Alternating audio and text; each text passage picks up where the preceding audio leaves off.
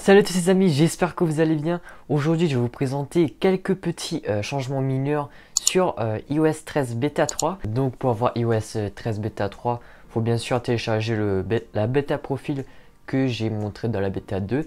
Donc si vous n'avez pas encore installé la bêta profil, je vous invite à regarder ma vidéo sur la bêta 2. Donc concernant les changements mineurs, dans les Memoji stickers, les vêtements sont passés de gris à blanc. L'application santé a quelque peu changé également. Ensuite, dans l'application App Store, le mode arcade, donc les jeux d'arcade, a eu une nouvelle interface. Donc il y a quelques trucs qui sont apparus.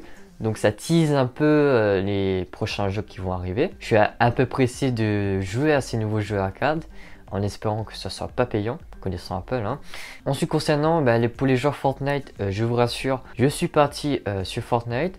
J'ai fait une partie, je suis resté genre 1 minute sur le sol, le jeu a pas crash, donc je pense que c'est bon. Pour les joueurs qui ont aussi utilisé la manette, qui crashaient sur la bêta 1 et 2, je vous conseille de réessayer, peut-être que ça va fonctionner pour vous. Il y a une petite nouveauté aussi dans Face ID pour les iPhone XS, XS Max et XR, c'est que il y a un nouveau bouton qui est apparu. C'est genre pour quand on active ce bouton, ça capte mieux vos yeux en FaceTime vidéo. Donc pour genre jouer avec les bitmojis pour mettre sur votre visage. Je pense que ça a un rapport avec ça.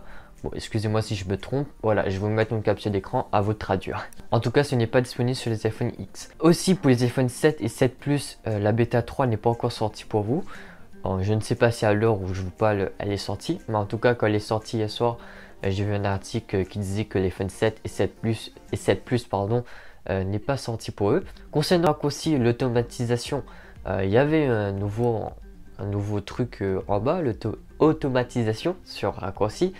Genre que moi j'ai programmé un truc comme quoi quand je lance Fortnite, ça réglait un volume précis et ça désactivait la Wi-Fi, donc ça passait en 4G. Et la bêta 1 et 2, genre ça règle le volume, mais ça ne désactive pas le Wi-Fi. Sur la bêta 3, ça a corrigé le truc. Donc maintenant quand je lance Fortnite, ça me met en 4G et ça règle un volume précis. Pour le moment, je trouve que les applications s'ouvrent un peu plus rapidement. Donc voilà, c'est qu'une impression, on verra sur le long terme. J'ai pas rencontré vraiment de bugs majeurs. Bon, il y a toujours ces applications là qui ne fonctionnaient pas depuis la bêta 1.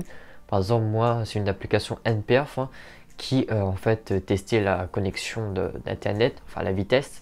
Donc pour moi ça crache toujours. Donc il se peut que les applications qui crashaient avant crachent toujours. Il y a aussi quelques petits changements d'animation il me semble dans l'application maison. Donc pour ceux qui utilisent la domotique, donc les applications connectées, etc. Enfin les objets connectés, ça vous concerne, mais moi ça me concerne pas, donc je peux pas trop vous en parler. La 3D Touch malheureusement elle est toujours pas revenue, peut-être dans la bêta 4. Depuis la bêta 1, la 3D Touch elle a disparu, même si dans les réglages c'est toujours là. Mais malheureusement sur les versions bêta, la 3D Touch ne fonctionne pas. C'est pas la 3D Touch, c'est la TicTouch, comme sur l'iPhone XR. Du coup, j'aime pas trop ça personnellement, donc voilà. Et là, je crois que j'ai fait un peu le tour sur les nouveautés, enfin les petits changements mineurs. Donc voilà, n'hésitez pas à vous abonner à la chaîne pour ne pas rater une autre vidéo. C'était Revin, ciao ciao.